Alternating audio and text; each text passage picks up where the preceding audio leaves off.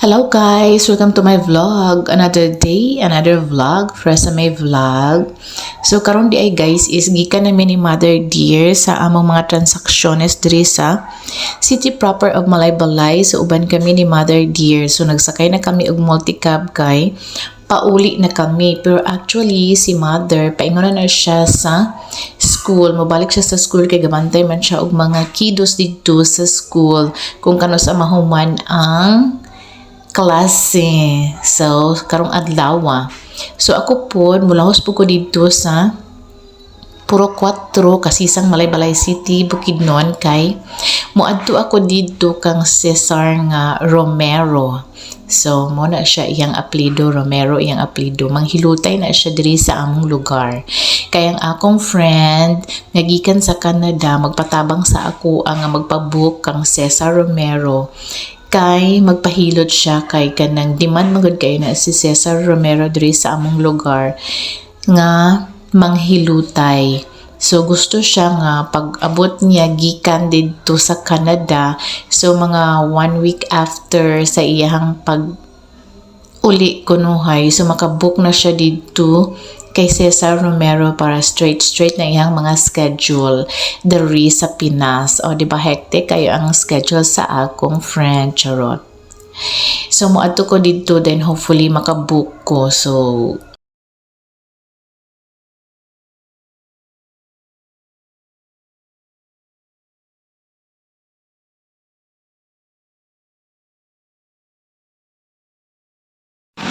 hello guys, maadjong buntag. So nanaog na ko sa multicab guys. So nana ko diri sa waiting shade area. Waiting shade area ni siya diri akong tambayan. Kay magsakay na lang ko og sikat kay namda ko no sikat diri dapita. Unya kay layo magid kaayo siya. Kay moadto ko karon sa ilahang Cesar nga katong manghilutay bitaw. Dili ko sure kung unsa gyud iya ang apelyido. Basta kay moadto ko dito kay gisugo ko sa akong friend from Canada kay muuli lagi daw kuno siya. Unya gusto siya nga inig-uli niya nga nakabook na siya daan kang Cesar nga manghilutay. Kay magpahilot siya. So magbakasyon man siya diri sa Pinas.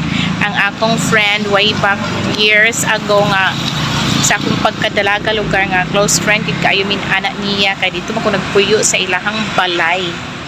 Ato nga time sa nagtrabaho ko dito sa Valle San Miguel, Maramag, Bukidnon sa hacienda ng mga Zubiri char. But those were the days. So bookkeeper ko dito and then dito ko natulog sa ilaha. So actually staff house na siya sa mga Zubiri. So isa siya sa mga tao ni Zubiri charot. Nga since mga sipunon pa na sila hangtod nga nagdako sila ng graduate na lugar sila. So in ana, so nagkontakay pa man gyapon mi hangtod karon nga tuwa na siya dito sa Canada. So mo na siya nga ako iyang gisugo magpa-book dito. So hopefully makapabook ko guys. So magulatan ako diri sikat. Dili ko gusto magbaklay kasi too much heat na talaga, no? So ibalanda gid lugar na ako ang akong skin, mahirap na magka-skin tayo. So murag na ako nakita nga kanang rela. So dito na lang ako magsakay. So see you later guys. Og daghan kay ko gipang bitbit guys. Oh, nagpalit ay ko og pandesal. Kay gikan pa man god mi ni Mother. Ay murag nanay sikat. Ay dili day na maligya din na sila og itlog. Kay napuno man ang sikat. O di ba wala na lang ako gipakita sa inyo ha. So back sa akong bolsita, nagbitbit day ko og kanang pandesal. Kini siya nga pandesal, ako ni siyang gipalit dito sa lungsod kay nag-adto man gud pud mi ni Mother sa Tira MTC kay nagkuha og sukli ni Mother kay ang ATM nga pension sa akong mother is naka-loan man gud siya. So nag-expect pud mi nga mahuman kunuhay ang kanang kuha ni Mother yang loan. So next month pa di ay charot. Gichika na. So while waiting lugar on diba, so diri sa ako magbulat kay pretty nag yung ineta dili gyud matabas-tabas. So natingala sila og nag-video ko diring dapita. So nag-vlog ko diri. So mo na siya guys. Okay. Grabe gid ka init. Oh. So mag-vlog-vlog sa kadring dapita no kay kusan man nga nakagawas ta sa lungga sa balay kay dili lang pod pwede nga permitted lugar ta mag-vlog-vlog sa sulod sa panimalay kung unsay ipangbuhat charo. For a change yung lugar so lahi na pod nga venue char sa outdoor na pod kuno hi charot. So waiting ko during the peta. Kay ko gipang bit-bit. So mo na ning resibo sa kong mother. Puro lagi tani, tama lagi tani sa resibo. So walay sukli si mother. Bitaw ang sukli ni mother, gamay ra gid kaayo pero may na lang kuy buhi. Makakaon sa makasustener sa panginahang lanon adlaw-adlaw. So salamat gyapon sa mga blessing char. While waiting lugar chika-chika sa ko sa inyo ha guys no. Right. That is live char. So, see you later. Hello guys. So, magbaklay na lang yun di ay ko kay Ginoo ko. Maragdugay kaayo ko. Makaabot ka kung gusto nga pag-aadtuan. My God. Bahala na lang kung init, no? Okay, unsa man eh. Ulay sikad. So, naray ko dito sa Mother of Perpetual Health. Ay, pasayro. Ay, di ay. Abi na kung di pasayrohan, dili man di ay. Magtangkal mo dito sa baboy. So, mulabay na ko dari nga simbahan sa Poro 4 kasi sang malay si Bukid, no? Kay wala gyud sikat. Ay, bao-bao di ay sikat na may noon murag maramag siya. Layo-layo pag ko no ilahang balay. So, mag-walking-walking na lang sa ko during the feta. Okay. Say hi to my vlog. Hala. Hoy, let's masakay ko. Hala, oy. Sa mukha ato niya. Oy, wala man siya naminaw. Oy, ang bao-bao.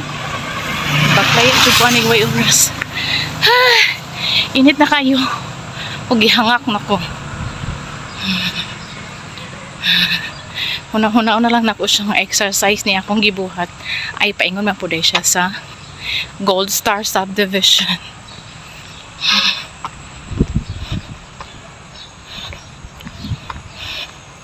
Kaya ho na lang kainit. Kay hangin-hangin man pod. Pero gihangak na gid ko guys. As in. Wala gyud. Wala gyud. Sikad. Minus man di ang kanang sikad ring dapita.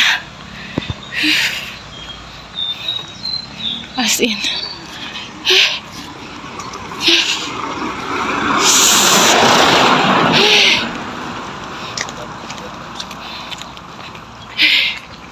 Grabe.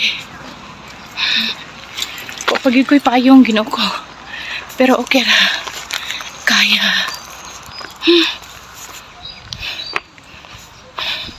Asa ka dapita. Ilang balay. So, muna siya ang Gold Star Subdivision.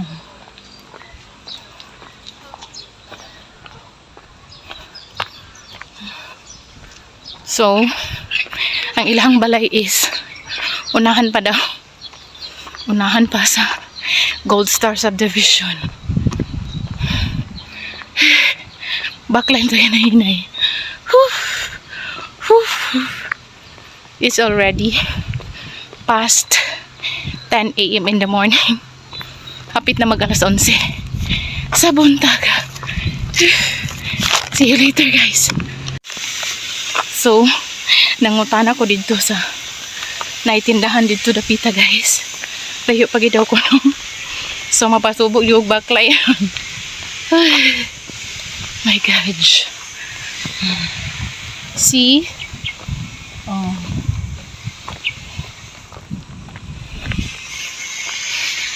Moni ang palibot sa akong gibaklay nga kalsada. May mga tanom na kamuting kahoy. Left and right. Diba? Ang init na talaga.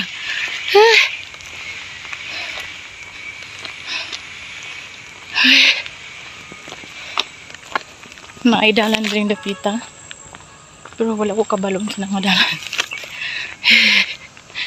Sa unang panahon guys, sa bata pa ko, kani siya nga dalan kay pertikyud ka lubak-lubak ko nga dalan. As in. Then kani po siya nga dalan is, kani po siya nga area is wala pag yung mga balay. Puro pa ni siya mga kanang mga cornfields ang kasagara gipang kuan gipang tanom karon kay nanay mga balay. So ang tag-iani nga mga yuta is ilan ang gipang baligya. Oh, diba? Nanay mga dagko nga mga balay. So nice nga balay. Huwag ka balukin sa ng balay ha, charot.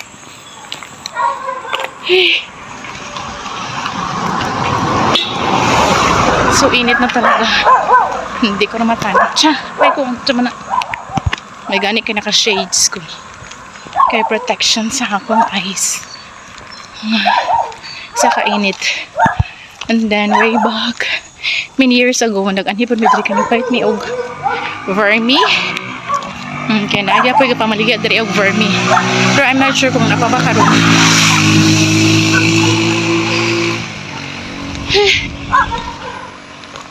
Buti na lang mahangin. Hindi ko masyadong ma-feel ang kainit. Walking din pag may time.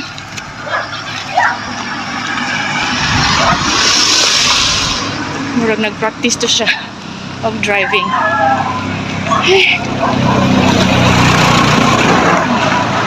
Water delivery nila ba? Pwede bang hits?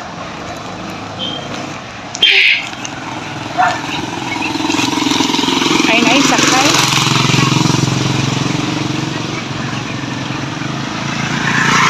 Namuro mga sakay. Uy. Oh, nana po balay nga dako.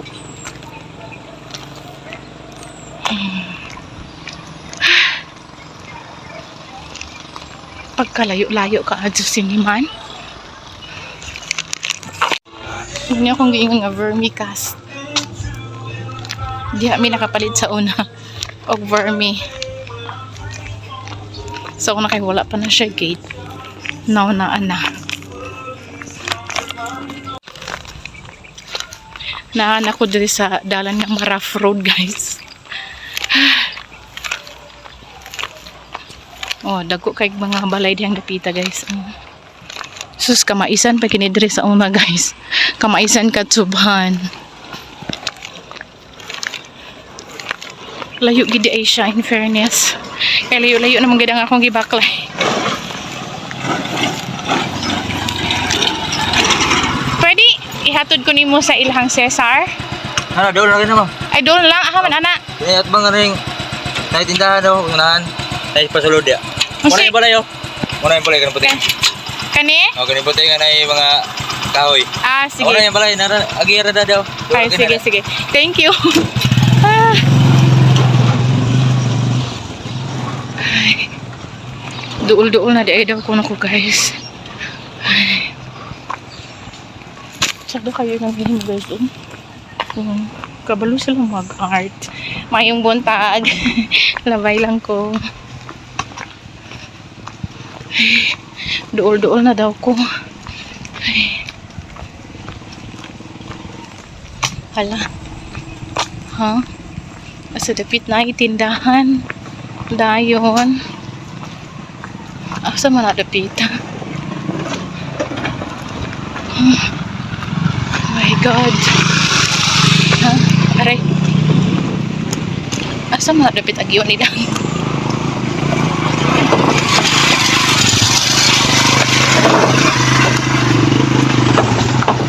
Tindahan, gayon unahan.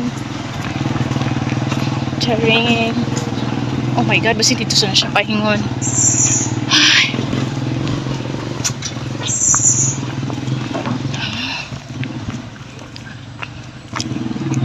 Ay, diri siguro mga tanas sa kubi. Oh my God.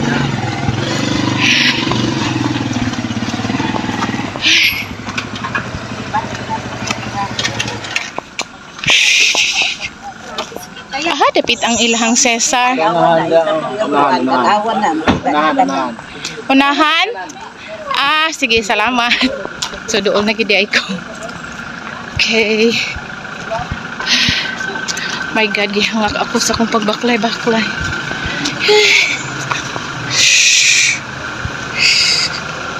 Okay, hapit na daw ko. Yung dapita. So, lingkod sa ko daring dapita. Mayong buntag. Asa dapit ang balay nilang Cesar bitang amang hilutay? Ay kani? Enter by appointment. Monday to Thursday. So, niabot lagi ko diri guys. Sa ilang Cesar nga balay nga manghilutay. So, see you later.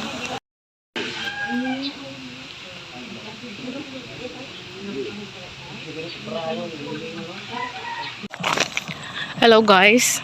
So pauli na ko guys nya. Naistorya na ko ang isa sa mga kauban nito sa manghilutay ni Kuya Cesar. Diri sa Puro 4 kasi sang Malaybalay City Bukid.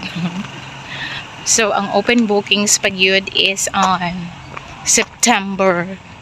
So mabalik na pud ko on September for the bookings of my friend na magpa-schedule siya nga magpahilot kay Kuya Cesar.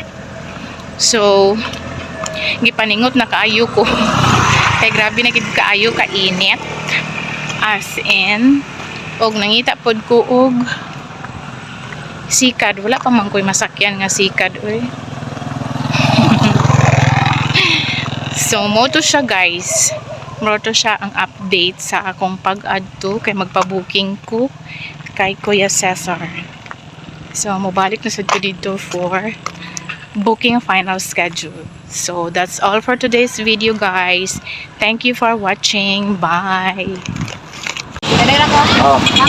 Ako lang po ignay. Oh, katawag mo na namin ako. Ah, sige, sige.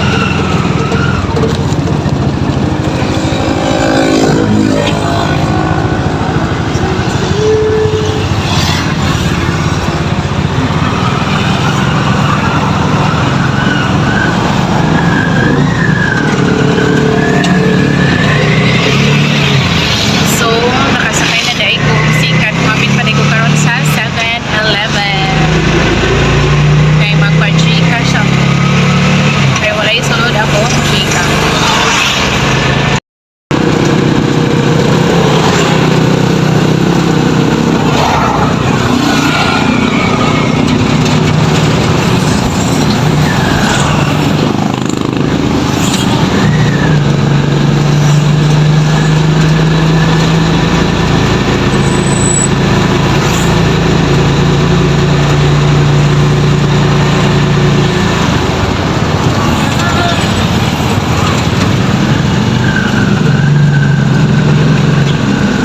So, doon ako sa 7-Eleven.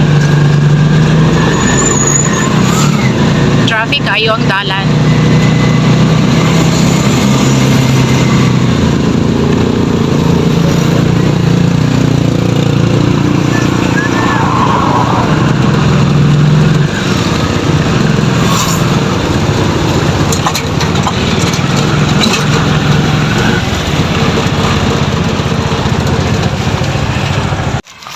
Hello guys. So doon ako sa among balay. So as you can see, gabaklay lang gyapon ko kay wala na magugoy pamasahe. Nihapit ko ganiha sa 7-Eleven. And then nagpa-Gcash ko gamay kay nako importante charot. Bitaw oy. Nagpa-Gcash ko og 200 pesos. Kay may na lang akong mamayno sa akong G-loan, monthly G-loan char.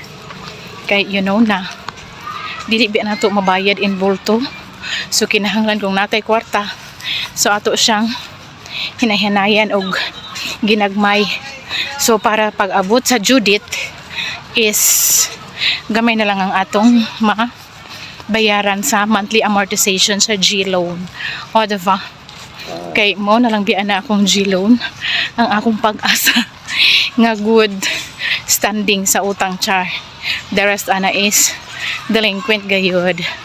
Hopefully makabayad ko sa akong utang. Ay, so gihangakay ko. Kay init na gid kaayo. It's already 11:30 in the morning. So ayan, school.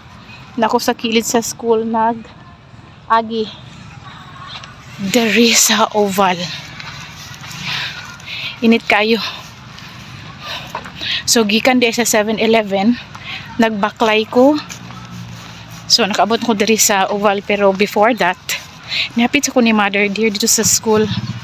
Kay maabot na po akong parcel karon. Nga sa timo nga parcel, oy.